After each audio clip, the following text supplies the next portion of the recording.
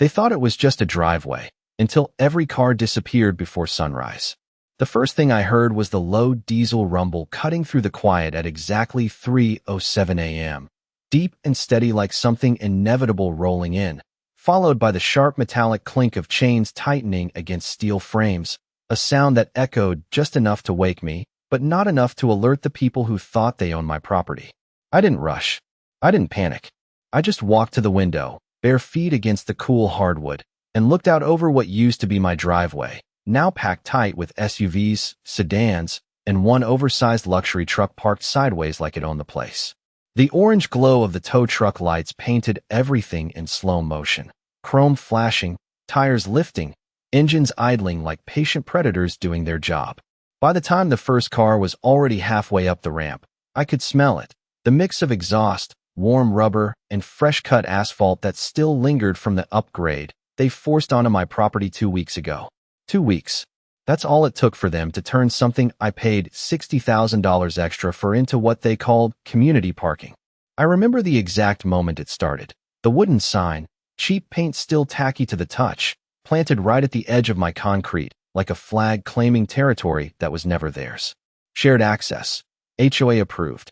I stood there that morning with coffee going cold in my hand, reading those words like they were written in a language I didn't recognize, while Vanessa Whitmore smiled from across the street like she'd just solved a problem I didn't know I had. White Lexus, clipboard tucked under her arm. That same polished tone that always sounded helpful until you listened closely enough to hear the control behind it. "It's for the community, Ethan," she said, like that explained everything. Like that made it right. What she didn't know, what none of them knew, was that every inch of that driveway wasn't just mine. It was documented, surveyed, and protected in ways they never bothered to check. But I didn't argue that day. I didn't raise my voice or threaten legal action. I just nodded, stepped back, and watched the first car roll in like it belonged there. Because sometimes the smartest move isn't stopping the problem. It's letting it grow just big enough that when it collapses, everyone feels it. And now, standing there in the dark with the quiet choreography of tow trucks clearing my driveway one vehicle at a time, I could already tell. This was going to be a lesson they'd never forget. I bought this place for one reason and one reason only, and that was control, the kind you only understand after you have spent 15 years building something from nothing and watching how fast it can slip through your fingers if you let other people decide what your boundaries look like. My name is Ethan Caldwell. I am 38 years old, and 3 years ago, I sold a mid-sized construction company just outside of Austin for a number that finally gave me the freedom to stop chasing contracts and start choosing how I wanted to live. No partners, no clients calling at midnight, no inspectors arguing over half-inch deviations, just quiet, space, and property lines that actually meant something. When I found this house, it was not the biggest on the street, not even close, but it sat on a slightly raised lot with a long, clean concrete driveway that stretched almost 80 feet from the curb to my garage, just enough distance to feel separate from the road without being isolated. The listing barely mentioned it, but I saw it immediately, the way the sunlight hit the surface in the late afternoon, the subtle slope engineered for drainage, the clean edges where the concrete met the grass like someone actually cared when they poured it. The previous owner told me it was a custom edition, fully permitted, surveyed, and registered as a private access extension, not part of the shared easement that most of the neighborhood used. That detail cost me an extra $60,000, and I did not hesitate for a second. Because to me, that driveway was not just a place to park a truck. It was a line, a physical statement that this space belonged to me. Earned, measured, and documented down to the inch. The first few months here were exactly what I wanted. Mornings with the smell of fresh coffee drifting out onto the porch, the soft crunch of tires on concrete as I backed out before sunrise. Evenings where the only sound was distant traffic and the hum of sprinklers kicking on across the street. I kept things simple, trimmed lawn, clean edges, no unnecessary noise, the kind of presence that does not invite attention. And for a while, it worked. People nodded when they passed, waved politely, stayed in their lanes. Then slowly, almost too subtle to notice at first, things started to shift. It began with small comments, casual suggestions from the HOA newsletter about maximizing shared spaces and improving community accessibility, Phrases that sounded harmless until you realized they never defined what was actually shared and what was not. I ignored it. I had paperwork. I had surveys. I had something most people in that neighborhood never bothered to read. The original deed attachments with language so specific it might as well have been carved in stone. But none of that mattered if the person enforcing the rules decided reality was flexible. And that is where Vanessa came in. I noticed her before she ever spoke to me. Always moving with purpose, clipboard in hand, stopping just a little too long in front of certain properties like she was taking mental notes no one else could see. The first time she stepped onto my driveway, I heard it before I saw it. The sharp, deliberate click of heels against concrete. Not hesitant, not curious, but confident, like she had already decided she belonged there. I remember standing in my garage, the faint smell of motor oil still hanging in the air from a weekend project, watching her walk the length of my driveway, measuring it with her eyes like it was a resource waiting to be reassigned. That was the moment something shifted for me too. Not loud, not dramatic, just a quiet recognition that this was not going to stay simple for long. Because people like Vanessa do not ask where the line is, they redraw it, and they expect you to accept the new version without question. Vanessa Whitmore was the kind of person who never raised her voice because she never had to, the kind of authority that did not come from strength, but from repetition, from years of people giving in just to avoid the hassle of pushing back. She was in her early 50s, always dressed like she had somewhere more important to be, tailored blazers even on weekends, sunglasses perched perfectly on her head, and that white Lexus parked just slightly off.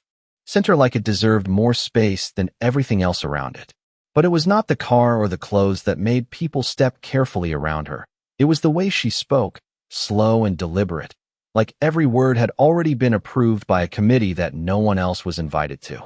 The first real conversation we had happened 3 days after I watched her walk my driveway, like it was under inspection. I was out front early, hose in hand, the faint smell of wet concrete rising as the morning sun started warming the surface, when I heard her before I saw her again. Those same heels tapping out a rhythm that did not belong to someone asking permission. "Ethan," she said, not asking if that was my name, just stating it like it was already on a list somewhere. I turned, shut off the water, and waited. She gave me that smile, the kind that looks friendly until you realize it never reaches the eyes. "We have been reviewing some layout opportunities for the neighborhood," she continued, gesturing vaguely toward the street, toward my driveway, toward anything she could claim without actually pointing to it directly. "There is a need for additional parking during community events, and your driveway is positioned in a way that could really benefit everyone." The word benefit hung in the air like it was supposed to settle the conversation before it even started. I wiped my hands on a rag, glanced at the length of concrete stretching behind me, and then back at her. "This is private access," I said, calm, clear, nothing emotional about it. "It is not part of the shared easement." She nodded, like she had expected that answer, like it was already accounted for. "Of course," she said, voice softening just enough to sound reasonable. "But the HOA guidelines allow for flexible use of underutilized spaces when it improves community function." Underutilized. That was the word she chose. 80 feet of concrete that I paid for, maintained, and used every single day reduced to something she could reassign because it was not full 24 hours a day. I felt something tighten in my chest, not anger, not yet, just recognition. This was not a conversation about rules. This was about redefining them. "There is nothing flexible about ownership," I replied, keeping my voice level. "And this is not an HOA-controlled space." For a brief second, her smile thinned, just enough to show the edge underneath. Then it came right back, polished, controlled. "We will take that into consideration," she said, already turning slightly like the conversation was over on her terms. "But we do have a responsibility to the community as a whole." Responsibility. Another word that sounded noble until you realized who decided what it meant. She walked away without waiting for a response, heels clicking against my driveway like punctuation marks I did not agree with. That should have been the end of it, a disagreement, a boundary set and respected. But people like Vanessa do not test limits once, they circle them, apply pressure, look for the smallest point of give. 2 days later, I came home just after 6 in the evening, the sky still bright, the air carrying that dry Texas heat that lingers even after sunset, and I saw it. A wooden sign planted at the edge of my driveway, angled just enough to be visible from the street. Community parking, HOA approved. The paint was still fresh, the letters sharp, deliberate, like they had been measured twice before committing. And right behind that sign, sitting comfortably on my concrete like it had been invited, was the first car.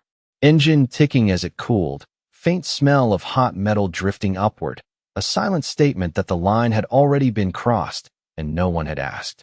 I stood there for a full 10 seconds just looking at that car, listening to the faint ticking of its engine cooling, the soft creak of metal adjusting under heat, like it had settled in for the night without a single doubt it belonged there. And that was the part that hit me the hardest, not the sign, not even the fact that someone parked on my property, but the confidence behind it, the assumption that nothing would happen, that no one would challenge it, that the line had already been erased.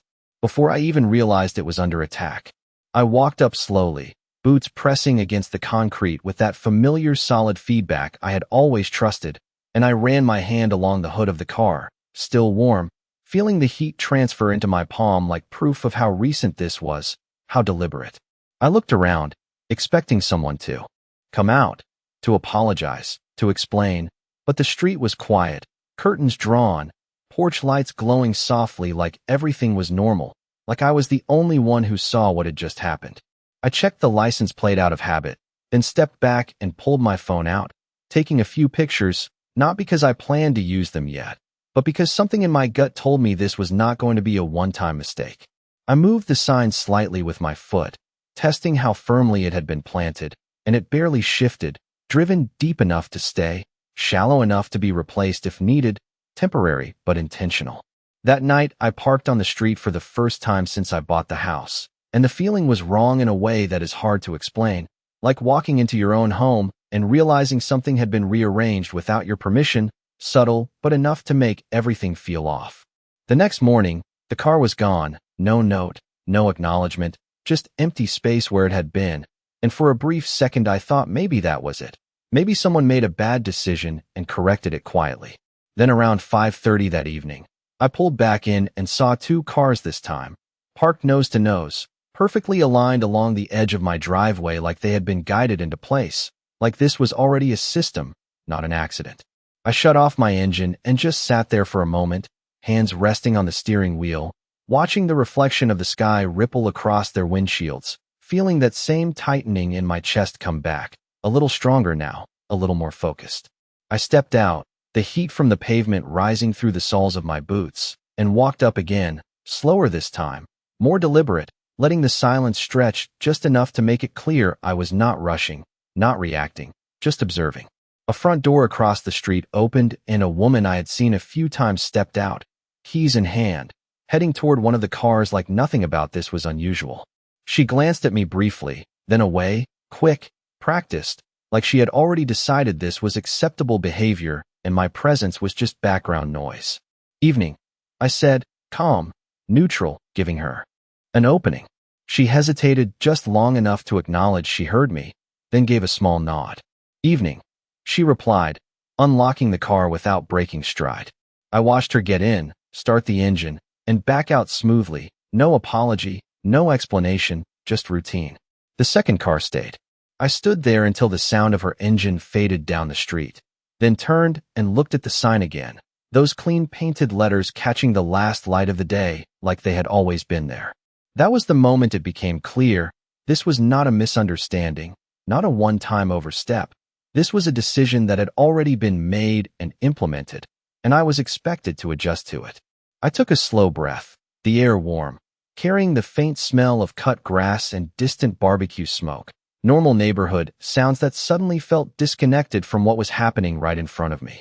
Because this was no longer about a sign or a couple of cars. This was about control, about someone deciding they could redefine what belonged to me without consequence, and standing there on my own driveway, looking at a stranger's car sitting exactly where my truck should have been. I realized something simple and very clear. This was not going to fix itself, and if I let it continue even one more day, it would become permanent. I decided to handle it the way any reasonable person would first, directly, calmly, and with the kind of clarity that leaves no room for misunderstanding, because part of me still believed this could be resolved without turning it into something bigger than it needed to be. The next morning, I printed out the property survey, the deed attachment, and the county record that outlined the exact boundaries of my lot. The lines sharp and unmistakable, numbers precise down to fractions of an inch, the kind of documentation that does not leave space for interpretation if you actually read it. I placed everything in a clean folder, the paper still crisp, and walked across the street just after 9, when I knew most people would be up, but not yet buried in their day. Vanessa's front yard looked exactly like you would expect, perfectly trimmed, edges clean, not a single leaf out of place, the kind of control that extends beyond appearance into everything else she touches. I rang the doorbell and waited, listening to the faint chime echo inside, followed by the soft click of footsteps approaching. When she opened the door, she was already composed, already smiling, like she had been expecting someone but not necessarily me. "Ethan," she said again, that same tone, measured and confident. "Good morning." I nodded and held up the folder slightly. "We need to clear something up," I said, keeping my voice even. Her eyes dropped briefly to the papers, then back to me, still calm, still unbothered. "Of course," she replied, stepping aside just enough to suggest conversation without actually inviting me in. I stayed where I was. I opened the folder, pulled out the survey, and angled it so she could see the highlighted section. "This driveway is not part of any shared easement," I said, tapping the line with my finger. "It is private property.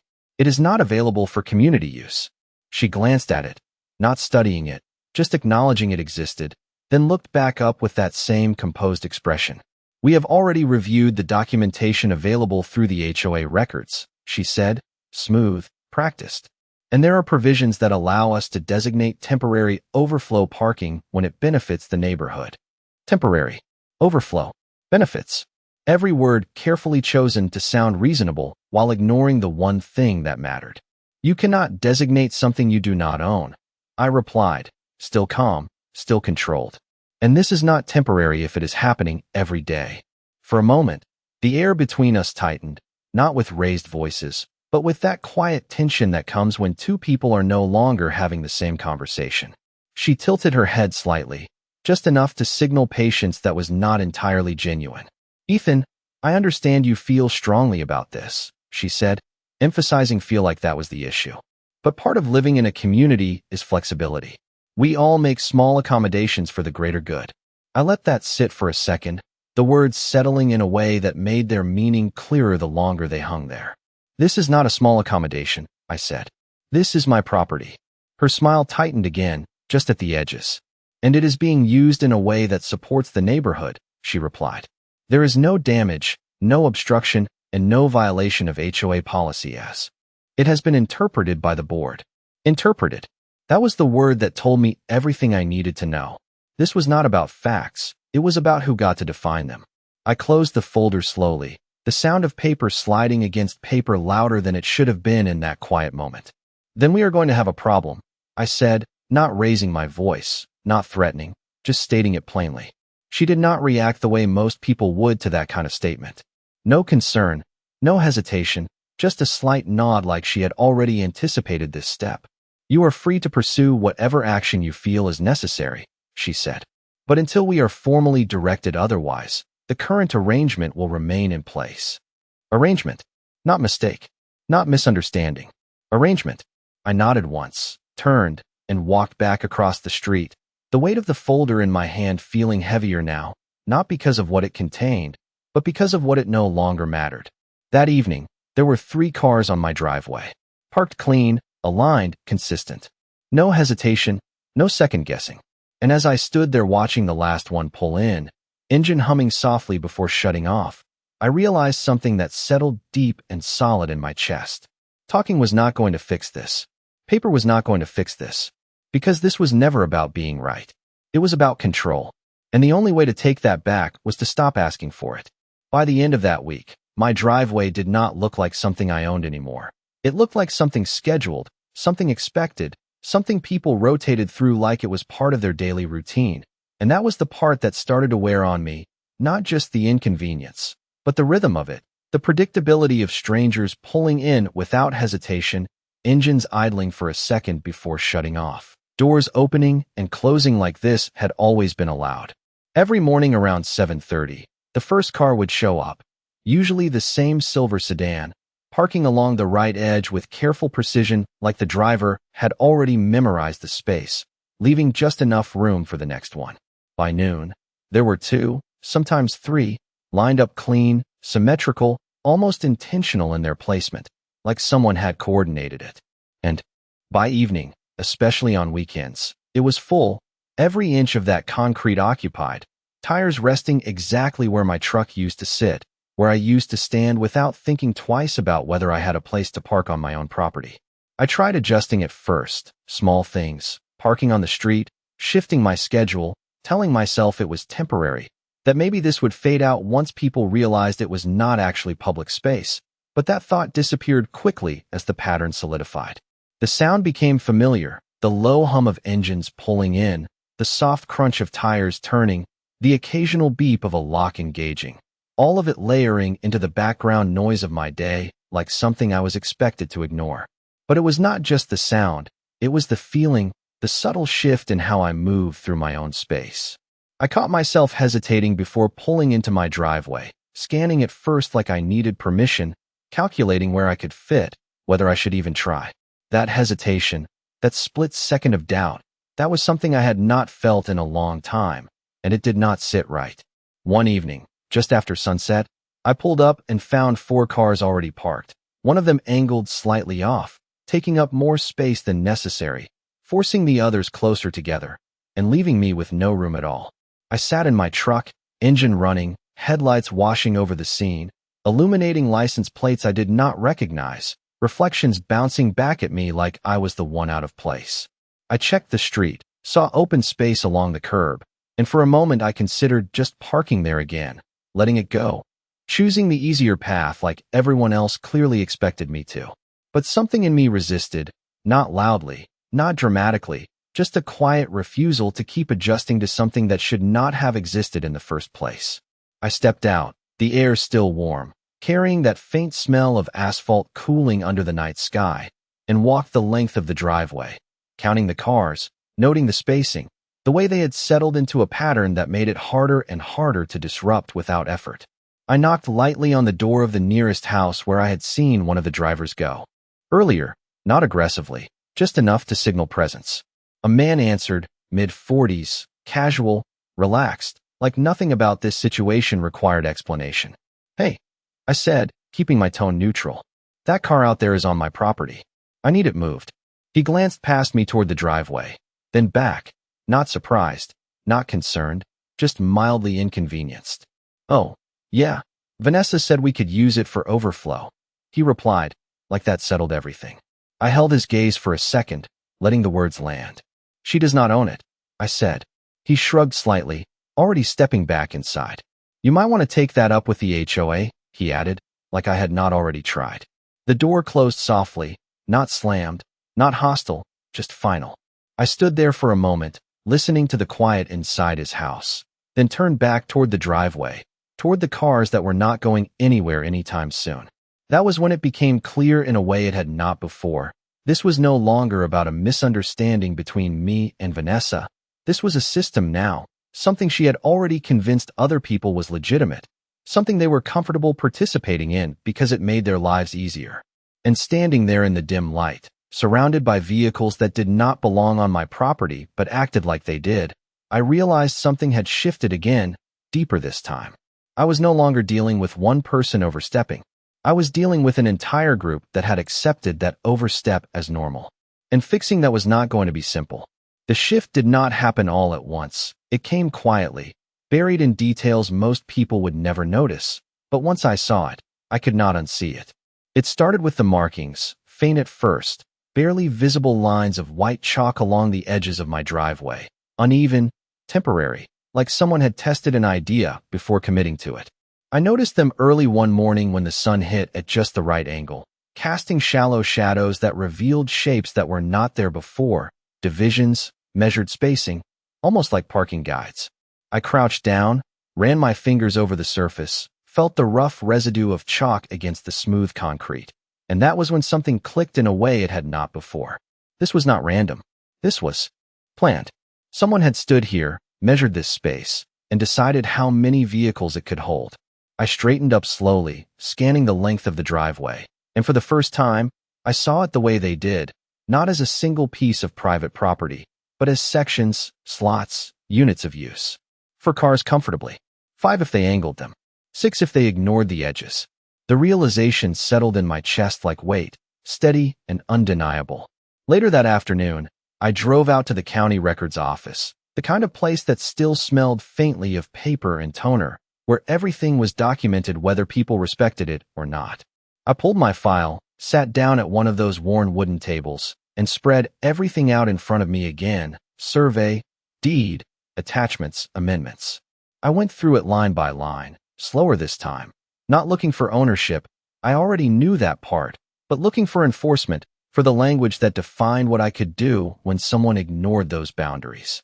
That was when I found it, buried in a section most people would skip, a clause that referenced private access rights and the ability to restrict, control, and enforce usage without requiring HOA approval, because the property had never been part of the original subdivision plan.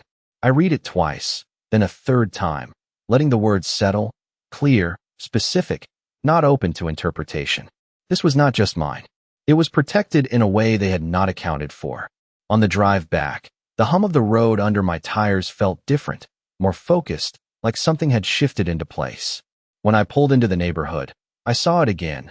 3 cars already lined up, one pulling in as I approached, driver barely glancing up, just turning the wheel and settling into position like it was second nature. I parked on the street again, stepped out, and walked past them slowly, not confronting, not reacting, just observing, counting, noting spacing, angles, patterns. The chalk lines were gone by then, replaced by habit, by repetition that no longer needed guides.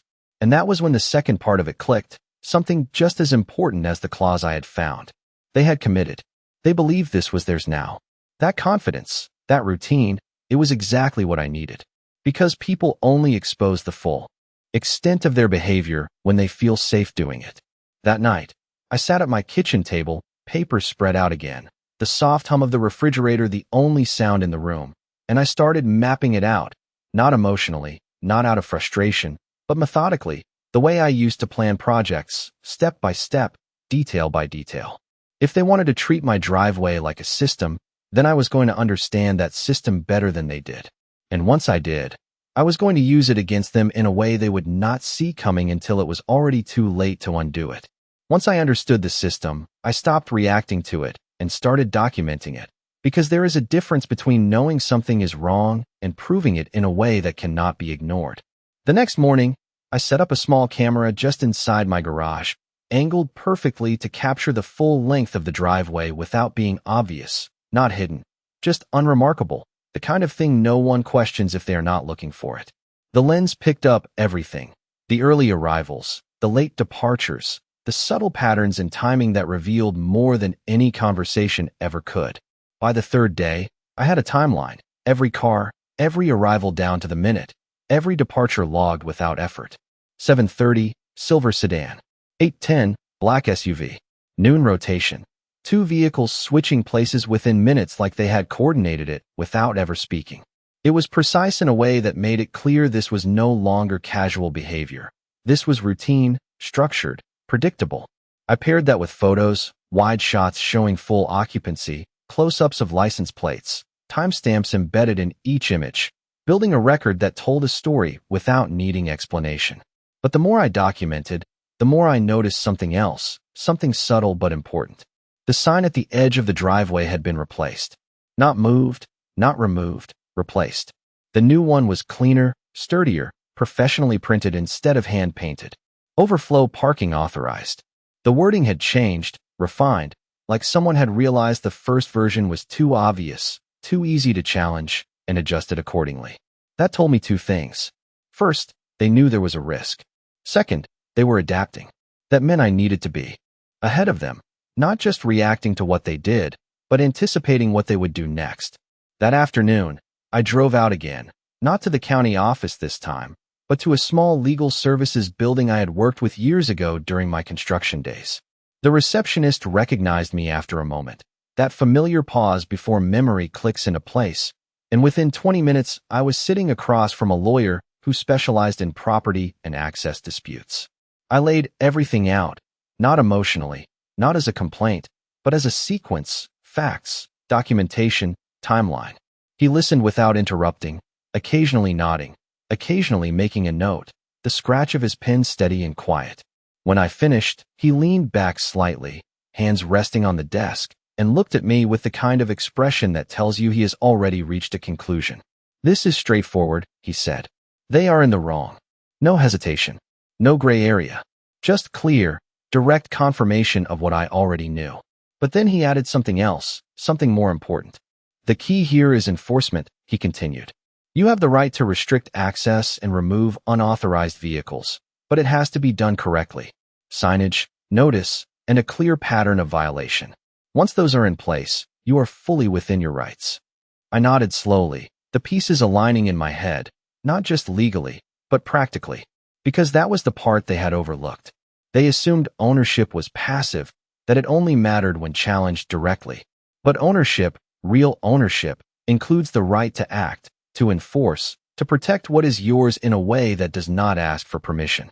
When I left that office, the late afternoon sun hit the windshield just right, forcing me to lower the visor as I pulled back onto the road, the engine humming steadily beneath me, and for the first time since this started, I felt something settle into place. Not frustration, not anger, clarity, because now I was not just reacting to a problem. I was preparing a solution. And the difference between those two things is what decides how a story ends. The next step was not about doing something big. It was about doing something precise, because once you understand the rules, the smallest adjustments can change everything. I did not rush it. I gave it 2 more days. Enough time for the pattern to solidify even further. Enough time for them to feel completely comfortable, to assume nothing was going to change. The camera kept recording, the log kept growing, and by the end of that second day, I had exactly what I needed, a consistent, undeniable record of repeated use without permission. That night, I cleared my workbench in the garage, the faint smell of sawdust and oil mixing in the still air, and laid everything out again, not as evidence this time, but as a checklist. First, signage. Not the kind they had put up, vague and convenient, but something clear, direct, and legally enforceable. I drove out early the next morning to a supply store and had a set of metal signs printed, bold black lettering on white background, reflective coating so they would catch light even at night. Private property. Unauthorized vehicles will be towed at owner's expense. No room for interpretation. No soft language. Just fact. When I got back, the driveway was already half full. 3 cars lined up like always, engines cooling under the midday sun, the faint ticking sound steady and familiar now. I did not say anything. I did not ask anyone to move. I just walked past them, tools in hand, and removed the old sign at the edge of the driveway. The wooden post came out easier than I expected, the soil still loose from when they had placed it, like even that had not been meant to last.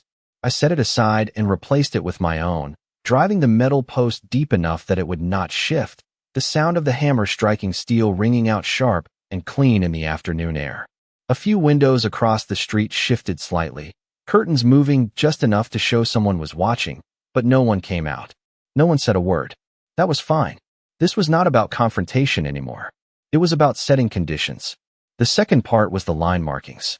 I measured the width of the driveway myself, walked it end to end, marking out the edges where a vehicle could reasonably sit without crossing onto the grass or blocking access.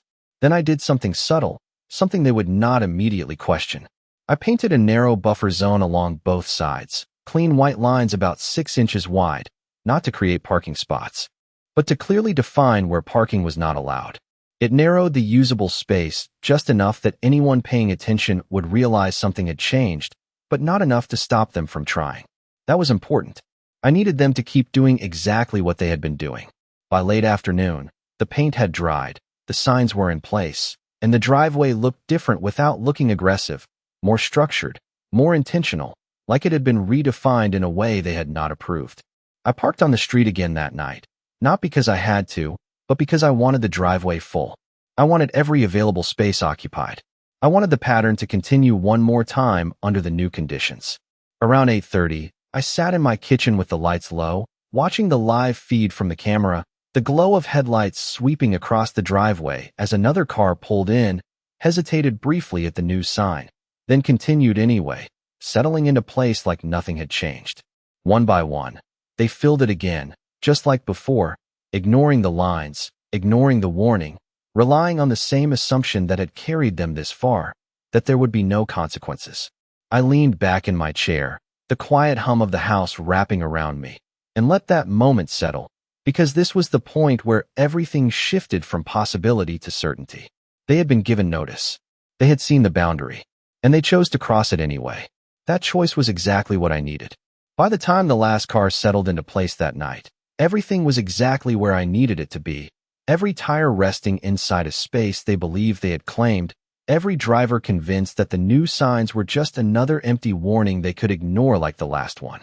I watched it all from the quiet of my kitchen, the soft glow of the camera feed illuminating the room, headlights sweeping across the lens one by one as engines shut off and doors closed with that same casual finality I had come to recognize.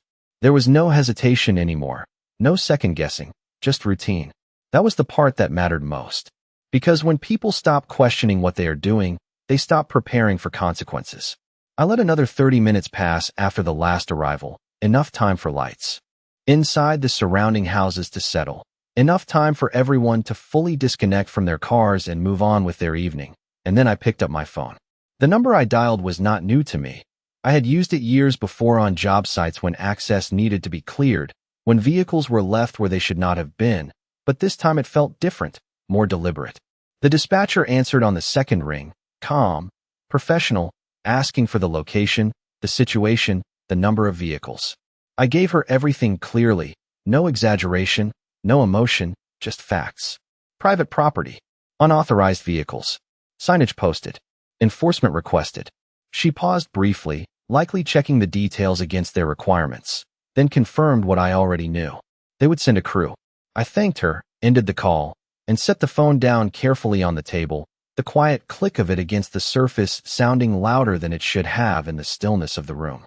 Outside, nothing changed. The cars remained where they were, silent, unmoving, reflecting the faint glow of streetlights like they had settled in for the night without a care.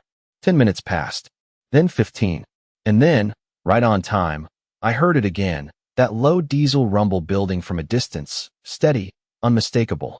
I stepped outside, the cool night air hitting my face, carrying that familiar mix of asphalt and distant exhaust, and stood at the edge of the driveway, not in the middle, not blocking anything, just present. The first tow truck turned the corner slowly, its amber lights flashing in a steady rhythm that cut through the darkness without being aggressive, just visible, official. Behind it, another followed, then a third, each one positioning itself with practiced precision along the curb, engines idling, drivers stepping out with quiet efficiency. There was no shouting, no chaos, just movement, methodical and controlled. Chains clinked softly, hooks secured, hydraulic arms lifting with a smooth mechanical motion that spoke of repetition, of a process done countless times before. One by one, the vehicles began to rise, front tires leaving the concrete that had never belonged to them, the angle shifting just enough to make it clear they were not staying. A porch light flicked on across the street, then another, curtains pulling back, silhouettes appearing in windows as people tried to understand what they were seeing. A front door opened, someone stepping out, confusion in their voice as they called out toward the trucks, but the drivers did not engage beyond what was necessary, pointing briefly toward the sign, toward the clearly marked notice that had been ignored. I stayed where I was, hands at my sides, watching as each car was lifted, secured, and rolled away, the space opening up inch by inch, the concrete reappearing like it had been uncovered after being buried under something temporary but persistent. The process was not fast, but it was steady, unavoidable, and with each vehicle that left, the message became clearer without a single word needing to be said. This was not a warning anymore. This was the result. And as the final truck pulled away, leaving the driveway empty for the first time in weeks, the silence that followed felt different, not just quiet, but restored, like something had been put back exactly where it belonged. The silence did not last long, because silence like that never does. Not when people wake up to consequences they did not expect and are forced to deal with them all at once. It started just after sunrise, the sharp buzz of my phone vibrating against the nightstand pulling me out of sleep, followed by another and another, notification stacking before I even opened my eyes. I let it ring for a few seconds, already knowing what I would see before I picked it up. Missed calls, unknown numbers, messages from neighbors I had barely spoken to before, all carrying the same tone, confusion wrapped in urgency, questions layered over frustration. I sat up slowly, the morning light cutting through the blinds, casting narrow lines across the floor, and checked the time, just past 7. Right on schedule. Outside, I could already hear it, the distant sound of voices carrying across the street, sharper than usual, less controlled. I stepped onto the porch, coffee still warm in my hand, and looked out over the street that had suddenly become very active. People standing in small groups, phones pressed to their ears, pacing, gesturing toward the empty space where their cars had been the night before, like they were trying to process something that did not match what they believed should have happened. One man walked back and forth along the edge of my driveway, staring down at the concrete like it might give him an answer if he looked hard enough. Another stood by the curb, scrolling through his phone with increasing frustration, likely on hold with the towing company, trying to get information that was already clearly outlined on the sign he had ignored. I took a sip of coffee, the bitterness grounding, and watched without saying anything. A few of them noticed me, their eyes shifting in my direction, expressions changing as recognition set in, not immediate anger, not yet, but realization, the kind that settles in slowly when pieces start to connect. That was when Vanessa appeared. She moved quickly, faster than I had ever seen her before, stepping out of her house with her phone already in hand, expression tight, controlled but strained at the edges. Her eyes scanned the street, taking in the situation in a matter of seconds, calculating, adjusting. Then they landed on me. She walked across the street with purpose, heels striking the pavement with a sharper rhythm than usual, each step more direct than the last. "Ethan," she called out, not loud, but firm, enough to cut through the surrounding noise. I set the cup down on the porch railing and stepped forward just enough to meet her halfway, not closing the distance, not giving ground. "What is going on?" she asked, her voice measured but carrying an edge she had not shown before. I held her gaze for a moment, letting the question sit there between us, then answered simply. "Unauthorized vehicles were removed from private property," I said. No extra words. No explanation she did not already have. Her jaw tightened slightly, the first visible crack in that controlled composure. "You had no right to do this without notifying the HOA," she replied, the words coming faster now, less polished. I glanced briefly toward the sign at the edge of the driveway, the black lettering clear even in the morning light. "Notice was posted," I said. Clearly. She followed my gaze, just for a second, then looked back at me, the tension now fully visible in her posture. "This is going to create a serious problem," she said. I nodded once, not dismissive, not aggressive, just acknowledging the statement. "It already did," I replied. Around us, the voices continued, phones ringing, conversations overlapping, frustration building as people realized this was not a mistake, not a glitch, but a direct result of a choice they had made. Vanessa stood there for a moment longer, like she was deciding her next move, then turned abruptly, walking back toward her house, already dialing another number, already shifting into whatever response she thought would regain control. I watched her go, then looked back at the empty driveway, the clean lines, the open space, the quiet certainty of it. Because for the first time since this started, there was no question about who it belonged to. The pressure did not fade after that morning.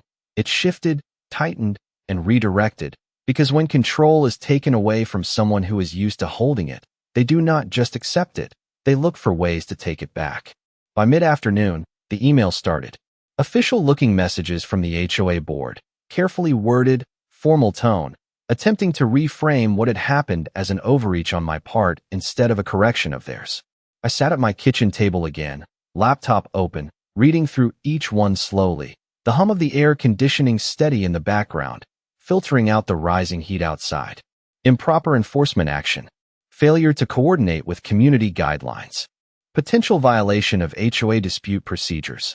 The language was polished, but the intent was obvious. They were trying to reassert authority by redefining the situation on paper. I did not respond immediately. Instead, I pulled up the documentation I had already gathered, the timestamps, the footage, the clause in the deed that had been sitting untouched in their records for years. I attached everything, not as an argument, but as a record, and sent a single reply, clear, direct, and complete. Private property. Documented violations. Notice posted. Enforcement executed within legal rights. No interpretation. No negotiation. Just facts. Within an hour, the tone changed. The next message was shorter, less confident, asking for a meeting, suggesting a review of community practices moving forward. I closed the laptop and let it sit there, not answering right away, because timing matters just as much as action. Outside, the neighborhood felt different. Quieter. Not empty, but cautious. Cars stayed on the street now, spaced along the curb where they should have been all along. No one pulling into my driveway. No one testing the lines again. A few people walked by slower than usual, glancing over, not confrontational, just aware. The system had broken, and no one was rushing to rebuild it. Later that evening, as the sun dropped lower and the air started to cool, I heard the familiar sound of heels on pavement again. Vanessa approached, but not the same way she had before. Slower this time, more measured, the sharp edge in her movement replaced with something more controlled, more careful. She stopped a few feet from the driveway, not stepping onto it this time, and looked at me where I stood near the garage. "We need to resolve this," she said, her voice steady, but different, the confidence still there, but no longer absolute. I leaned against the frame of the garage door, arms relaxed, giving her my attention without stepping forward. "It is already resolved," I said. She exhaled slowly, glancing briefly at the sign, at the empty space, then back at me. "This has caused significant disruption for multiple residents," she continued. "We need to find a way to balance individual rights with community needs." Balance. The same word, just delivered differently now. I let a second pass before answering. "There is no balance when something does not belong to you," I said. "There is only permission, and that was never given." She held my gaze, searching for something, maybe flexibility, maybe hesitation, but there was none to find. The silence stretched, not uncomfortable, just final in a way that did not require more words. Finally, she nodded once, a small, controlled motion, and stepped back. "We will update the guidelines accordingly," she said, turning slightly, already shifting toward resolution rather than control. "That would be a good start," I replied. She did not respond to that. She just walked away, slower than before, heels quieter against the pavement, like even the sound of them had adjusted. I watched her go, then looked back at the driveway, still clear, still untouched, the lines crisp, the sign standing exactly where I placed it. Because this was the part they had not understood from the beginning. Control does not come from claiming space. It comes from knowing exactly how to defend it when someone tries to take it away. The next morning felt different in a way that did not need to be announced. It was in the stillness, in the absence of that low engine hum that had become part of the background of my life without permission, in the clean stretch of concrete that caught the early sunlight without being broken up by rows of parked vehicles that never should have been there in the first place. I stepped outside with my coffee like I had done 100 times before, but this time there was nothing to scan, nothing to calculate, no hesitation about where I belonged. The driveway was exactly what it had always been, a straight, quiet line leading from the street to my garage, uninterrupted, intentional, mine. A couple of neighbors passed by on the sidewalk, slower than usual, offering brief nods, not unfriendly, just different, like the balance had shifted and everyone was aware of it even if no one was saying it out loud. Cars remained along the curb, neatly spaced, exactly where they should have been all along.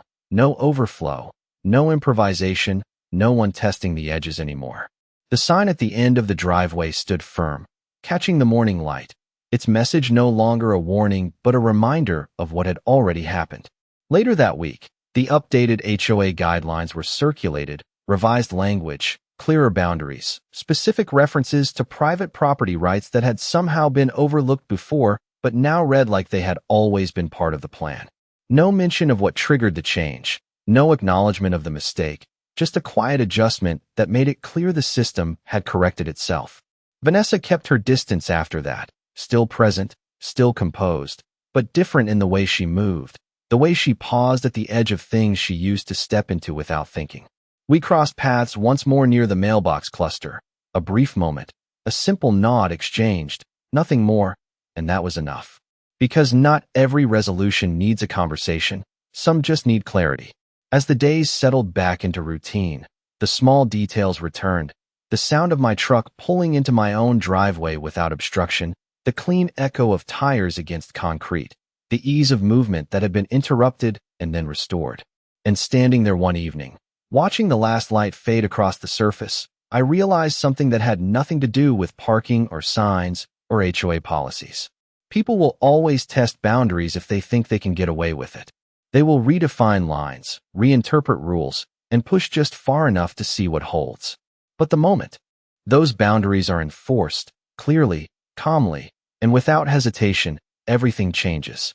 Not because of force, not because of noise, but because certainty leaves no room for argument.